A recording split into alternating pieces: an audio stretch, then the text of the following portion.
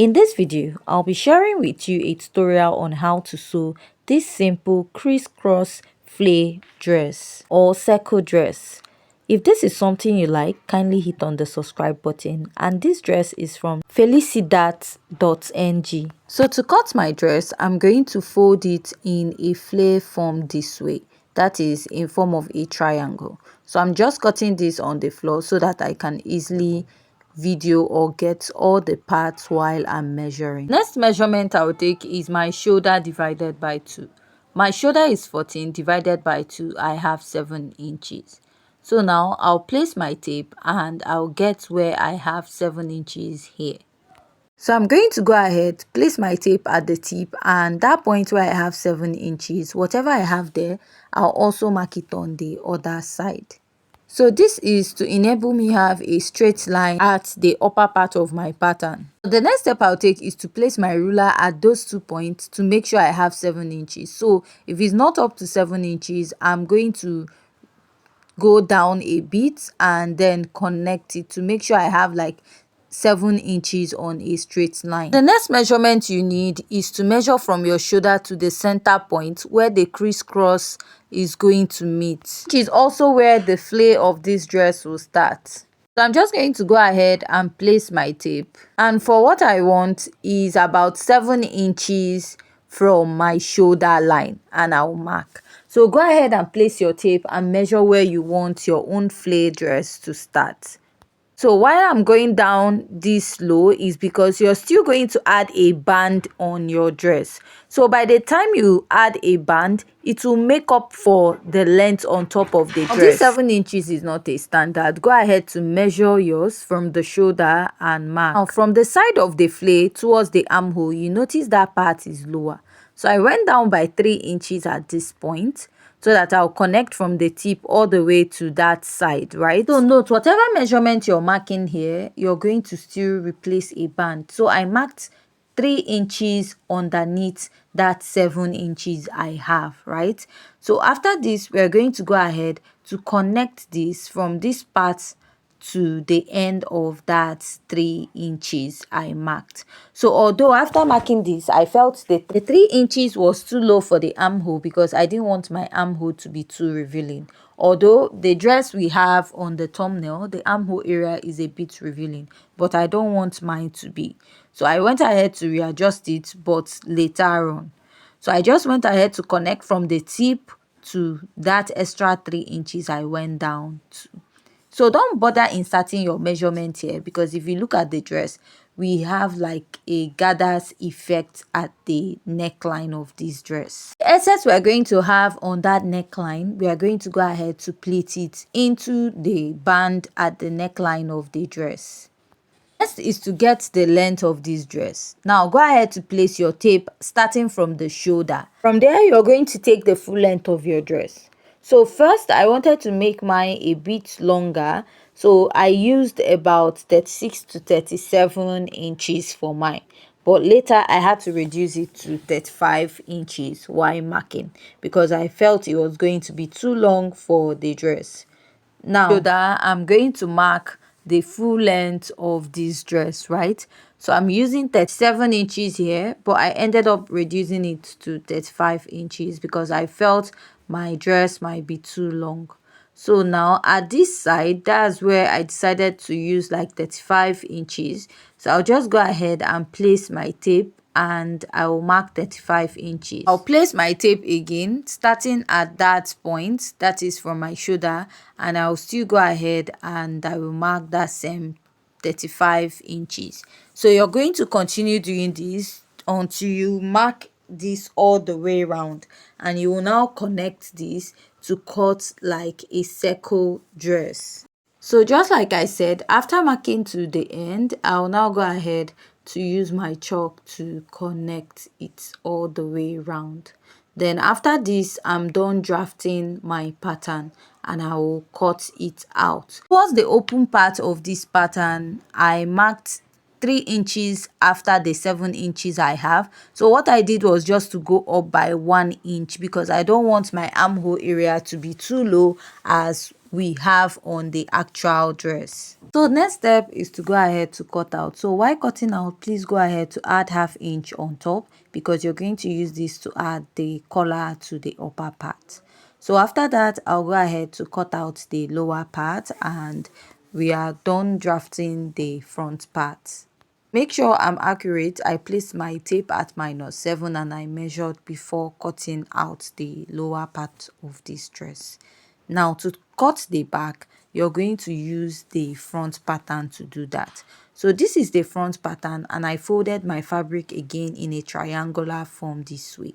Now place it and make sure it matches the sides of the material, because you're going to use this to cut the back pattern.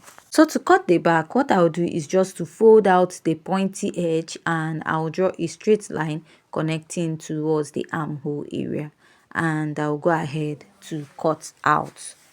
So that is what you need basically for that of the back pattern. You're just going to use the front to cut out the back, and then I'll cut out the lower part. The next step you need is some measurement across your armhole going down to the other side. I'm going to place my tape at the armhole and then take it across my neckline. Whatever you're measuring at this point should be firm, because you want it to relax very well at the front part, and take it all the way to the back. The measurement I have is 24 inches. Another measurement is to go ahead to place your tape at both sides of your armhole and take your across back measurement. But whatever you're taking should not be too fitted. Or go ahead to place your tape and measure around your over bust if you don't want to take your across back measurement. Whatever you have, add ease to it. Another measurement is to measure from your armhole to this center line where you have the crisscross matching. That measurement is very important. That is across your chest. So now I'm going to start joining from the back. So here's my band, which is 2.5 inches on fold. This is for the back side of my dress. So measuring my back, what I had was 16 inches and I added extra 17 inches. This is the measurement I took from one side of my armhole to the other side was 16 inches, and I added of 1 inch on both sides, giving me 18 inches. So I'm going to be using ½ inch to join, and the remaining ½ inch on both sides will be for ease. So I'm going to notch the center, and I'm also going to join it to the lower part. So I'm just going to open this up. Also go ahead to notch the center of your back. Now place that notched part on the notched part of the band and pin. Now you can run a gather stitch and attach, but I'll just go ahead to create like a pleat or gathers on top, and I'll join this with ½ inch. Now for the front part, here is my band. So remember what we measured was for my dress is 24 inches. But while cutting out, I cut out something longer than that. And remember, I also said measure from the armhole to the center. So after measuring from the armhole to the center, I had about 9.5 inches. So I'm just going to notch. The extra ½ inch I added was for the sewing allowance by the side. So the actual measurement I had was 9 inches from the armhole to the center, and then I added ½ inch because of joining by the side. Now what I'll do is I'll place that notched part I have on the middle point. Now from this side, that is one side, I'll place the remaining 9.5 inches on this side, and I will pin it down. So what I'll do now is to go ahead to gather this to fit into this 9.5 inches, because that will be the part that is ascending into the armhole of the dress. Now after doing that, I went ahead to stitch with ½ inch.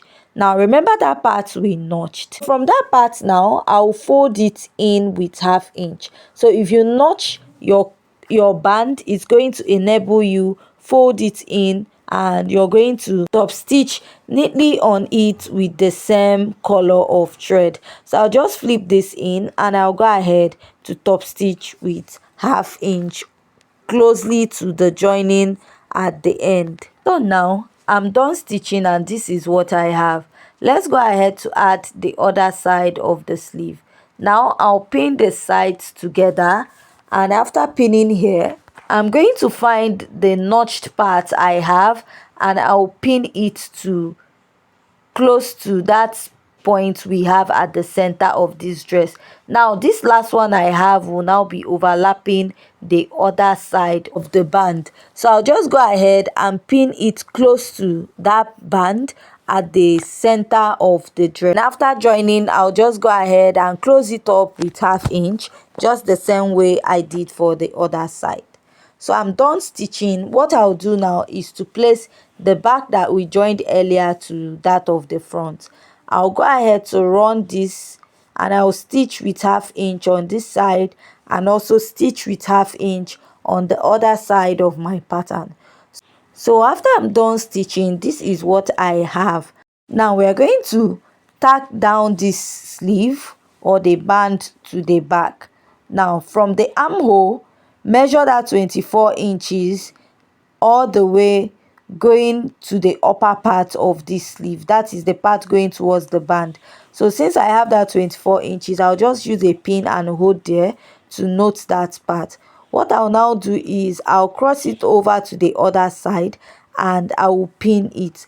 Now I will top stitch with 1/2 inch here, or I'll just stop stitch on that point, sorry, and then at the other side I'll take this sleeve again, and I'll measure the same 24 inches starting from the side.